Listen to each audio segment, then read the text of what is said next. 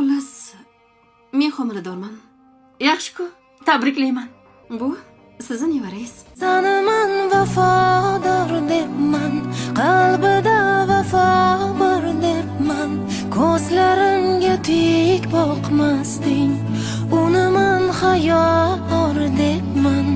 So'zingda shifo bor debman. Sizni o'lgan deb o'ylagandik. Nikohingiz yo'q-ku, to'g'rimi? Bekor qilingan. O'lgan odamning nikohi bo'lmaydi-ku.